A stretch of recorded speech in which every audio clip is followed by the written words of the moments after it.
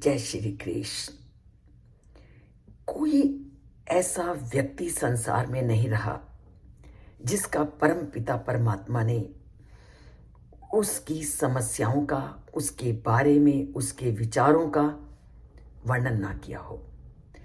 सबसे अधिक व्यक्ति को घेरे हुआ है उसका अहंकार, और अहंकार से जब वो पूरी तरह से घिर जाता है तो प्रतिपल उसके मुंह से यही निकलता है, मैंने ये किया, मैं इस कार्य का करता हूं।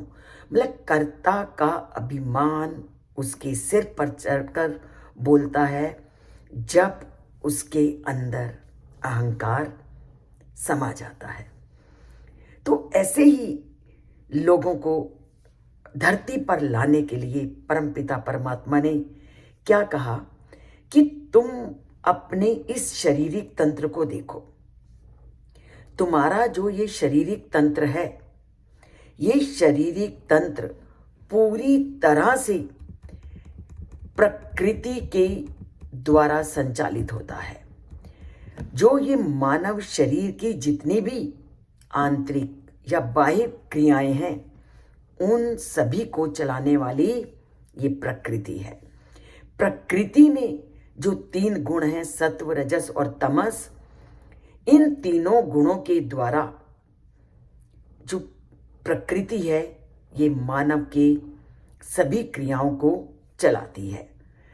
और ये सारी क्रियाएं प्रकृति का अंग हैं, और प्रकृति क्या है? चलायमान।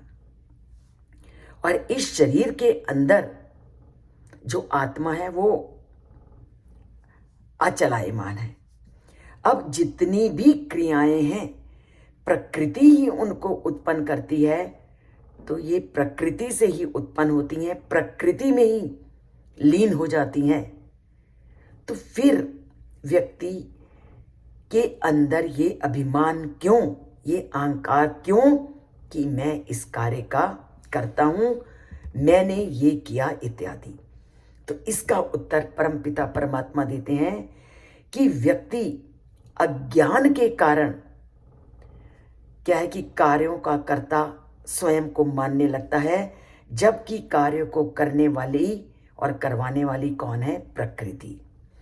और जब व्यक्ति को इस बात का ज्ञान हो जाता है कि मैं कार्य को करने वाला नहीं हूं, उस समय वो प्रकृति और आत्मा के इस स्वरूप को जब समझ जाता है और अज्ञान का पर्दा उसके ऊपर से हट जाता है, तब उसके अंदर कर्ता का अभिमान समाप्त हो जाता है।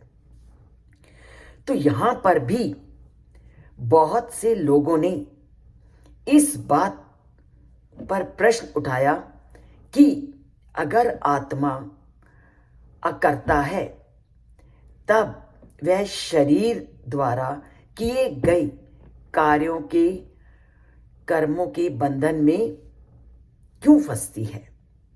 तो इसका कारण है आत्मा स्वयं कोई कार्य नहीं करती, लेकिन वो मन, बुद्धि और इंद्रियों को दिशा निर्देश करती है। आत्मा कभी काम नहीं करती, आत्मा दिशा निर्देश करती है। किसको? मन, बुद्धि और इंद्रियों को। अब यहां भी अगर आपको थोड़ी समझने में दिक्कत है तो इसको हम एक रथ और रथ के सारथी के द्वारा समझते हैं कि रथ का सारथी स्वयं रथ को नहीं चलाता, अपितु वो घोड़ों को निर्देश देता है कि इस दिशा में चले और इस दिशा में चले। वो केवल निर्देश देने वाला है। पर जब कोई एक्सीडेंट हो जाता है, जब कोई दुर्घटना घटित हो जाती है, तब उसका दोष आप किसको दोगे? घोड़ों को या उस घोड़ों को दिशा निर्देश करने वाले सारथी को? ठीक उसी प्रकार आत्मा शरीर के कार्यों के लिए उत्तरदायी नहीं होती, क्योंकि इंद्रियां, मन और बुद्धि आत्मा से प्रेरणा पाकर कार्य करते हैं। तो उत्तरदायी वो केवल दिशा निर्देश करने वाली है आत्मा। आत्मा इन कार्यों में एक सारथी का काम करती है। तो हमें इस तथ्य को जब हम जान जाएंगे तो अहंकार और कर्ता का जो अभिमान है अपने आप हमसे दूर हो जाएगा और परमात्मा से हम अपने आप जुड़ने लगेंगे।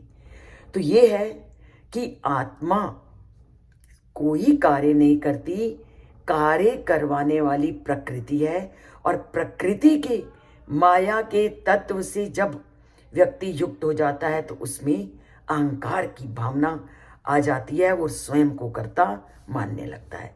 तो हमने इस ज्ञान को जानना है और कर्ता के अभिमान को छोड़ना है।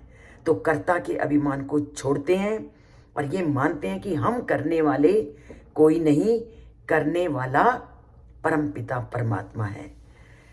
तो कबीर दास जी तो इस बारे में पहले ही बहुत वर्णन करते हैं कि सारा संसार कहता है कि मैंने किया, करने वाला परमात्मा है। तो परमात्मा के तथ्य को, स्वरूप को जानिए, उससे नाता जोड़िए और अपने जीवन को सार्थक कीजिए।